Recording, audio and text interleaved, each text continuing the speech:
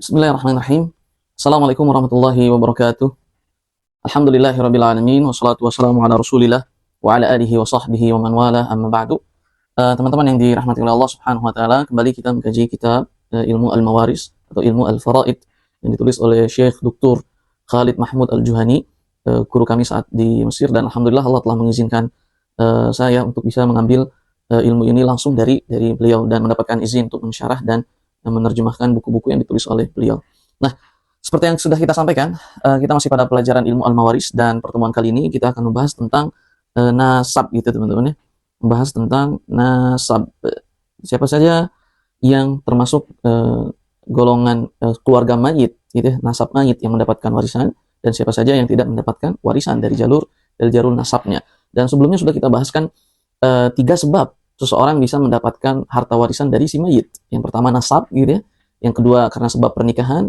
Yang ketiga karena sebab al-wala, seorang memerdekakan hamba sahaya gitu. Nah, yang pertama karena sebab nasab, maka siapakah nasab itu gitu. Maka kita lihat sini pembahasannya teman-teman. Bahwa nasab itu ada 3 ya, seperti yang teman-teman bisa lihat. Yang pertama adalah usul. Yang kedua adalah furu'. Yang ketiga adalah hawashi gitu. Apa itu usul? Usul itu ya pokok gitu. Seperti kalau pohon, maka akarnya itu disebut usul. Kemudian dari usul itu tumbuhlah batang, kemudian cabang, ranting, daun, dan seterusnya. Maka usul pun demikian. Usul kita orang tua kita, ayah, ibu, kakek, nenek, atas kita. Karena kita ini hasil dari mereka. Setelah mereka muncullah kita. Gitu. Seperti akar, setelah dari akar muncullah batang, pohon, ranting, dan seterusnya. Itulah usul. Usul itu yang pokok gitu. Orang yang di atas kita gitu. Nah, maka siapa golongan usul itu dari nasab? Yang pertama ada abi.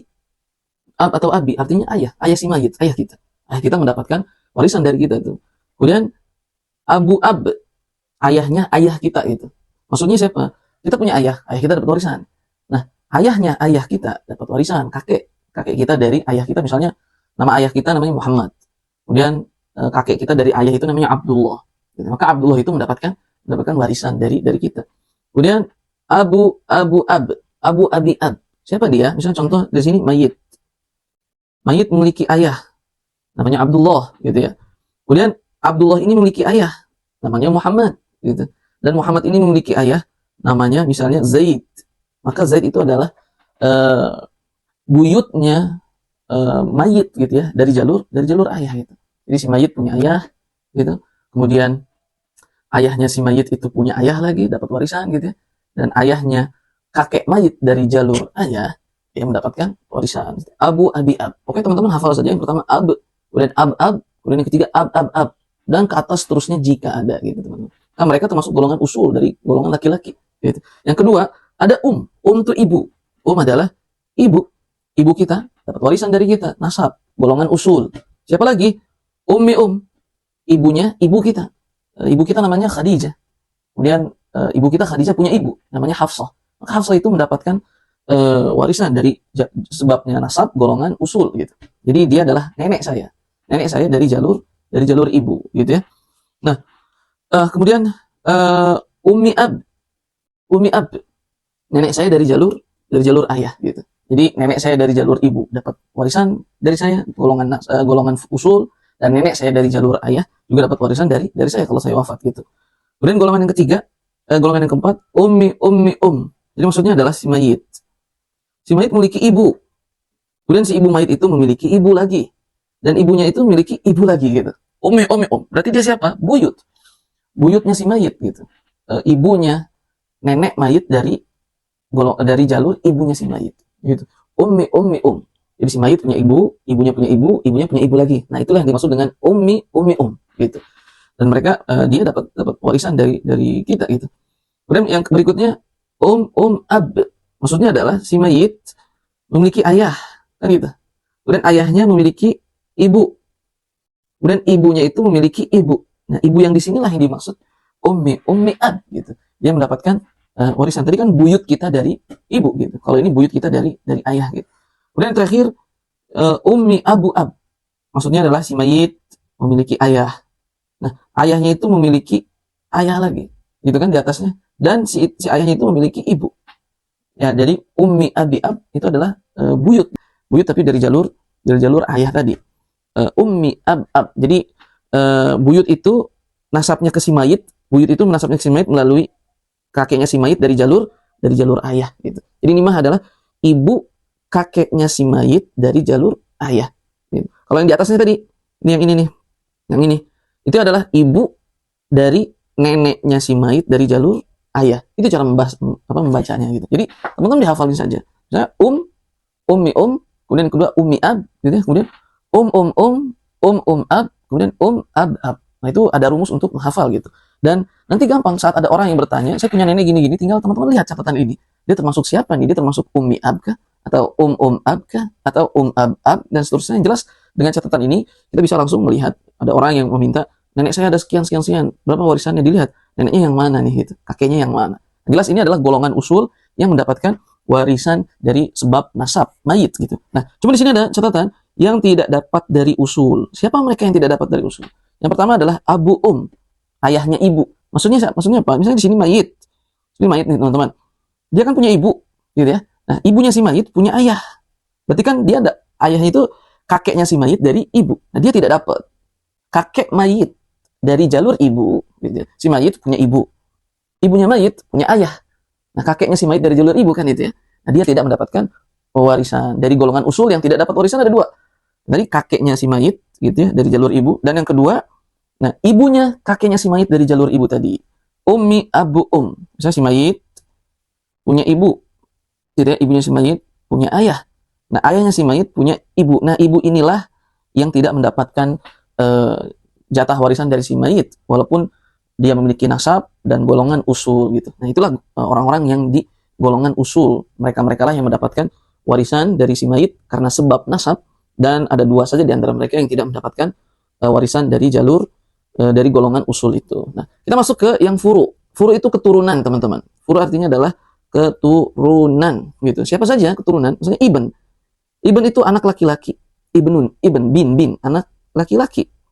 Maka saat saya punya anak laki-laki, nah dia bisa mendapatkan warisan dari saya kalau saya wafat, dari golongan furu, sebabnya nasab gitu. Kemudian yang kedua, ibn.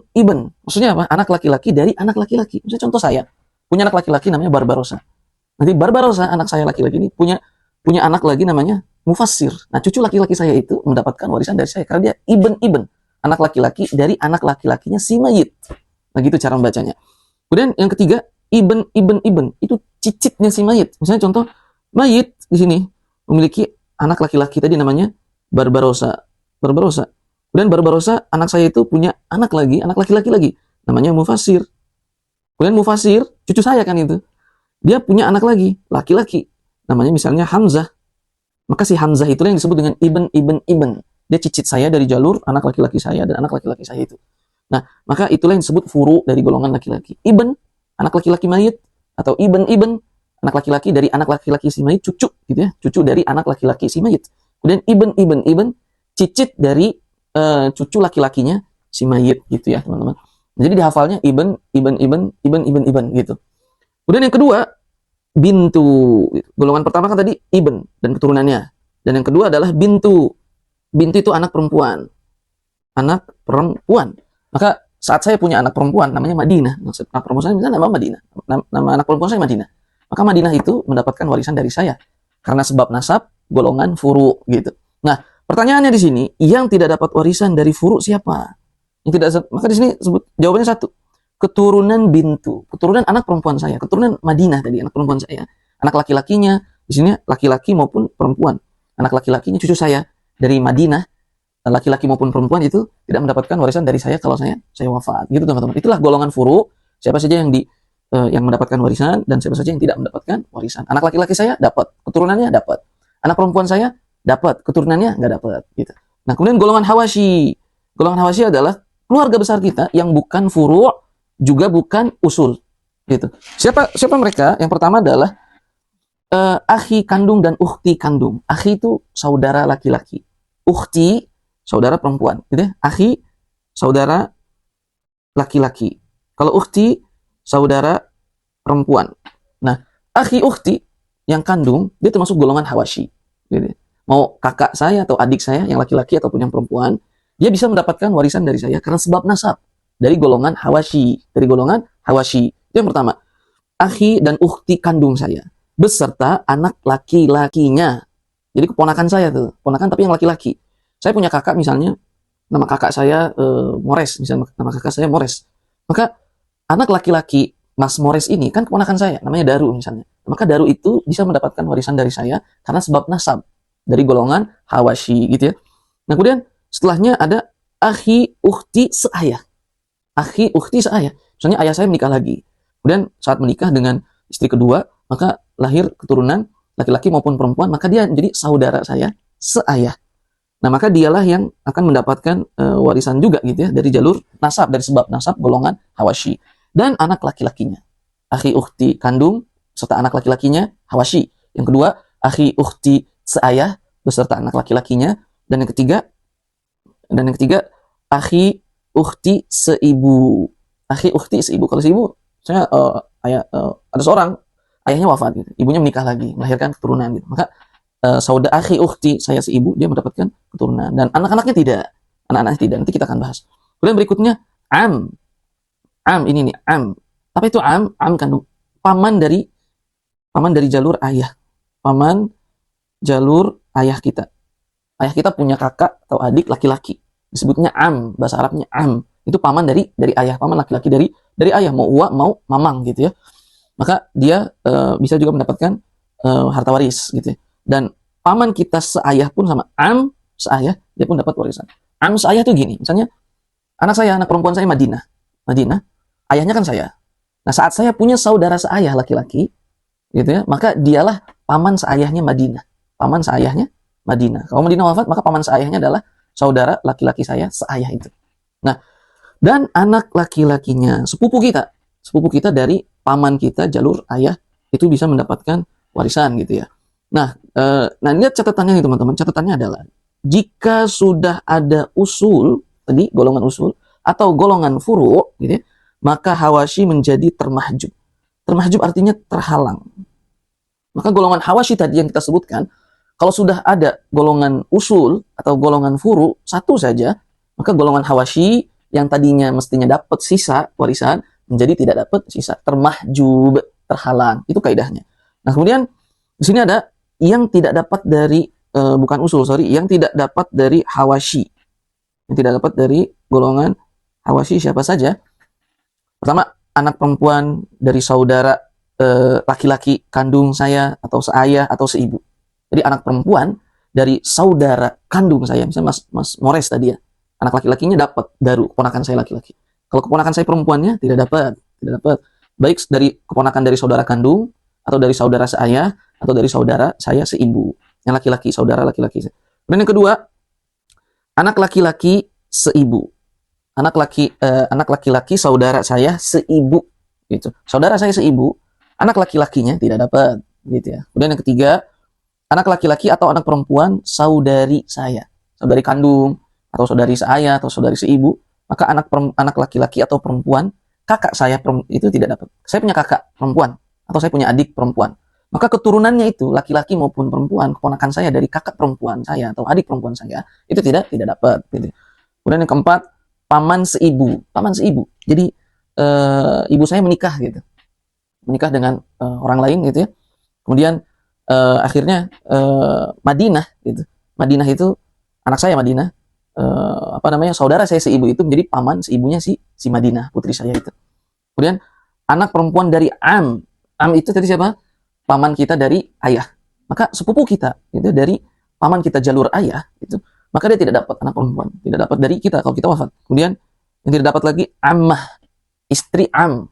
Tadi am laki-laki, kalau ammah perempuan, bibi kita dari jalur ayah. Misalkan saya punya ayah saya punya saudari, ayah saya punya adik perempuan, itu kan bibi itu ya. Maka bibi itu tidak dapat dari kita kalau kita wafat gitu ya. Dan keturunan bibi pun tidak dapat gitu. Kemudian yang ketujuh, khal itu paman dari jalur ibu, dan khalah bibi dari jalur ibu, dia tidak dapat. Nah, maka ini bisa di screenshot sama teman-teman gitu ya. Tadi yang atau bisa diulang lagi video rekaman ini. Jadi selesai sudah pembahasan tentang nasab. Jadi ada golongan usul, ada golongan furu, ada golongan hawashi. Siapa saja dari usul yang dapat warisan sudah kita sebutkan, dan siapa yang tidak dapat warisan sudah kita sebutkan. Siapa saja yang dari golongan furu yang dapat warisan dan tidak dapat warisan sudah kita sebutkan, dan dari golongan hawashi siapa saja yang dapat dan yang tidak dapat sudah kita sebutkan, dan tadi kita sebutkan juga bahwa saat sudah ada usul atau furu maka hawashi, nanti insya Allah pembahasan lebih lanjutnya di pertemuan-pertemuan berikutnya. Wallahu ta'ala a'la wa a'lam bishawab. Subhanakallahumma wa bihamdika asyhadu an la ilaha illa anta astaghfiruka wa atubu ilaik. Wassalamualaikum warahmatullahi wabarakatuh.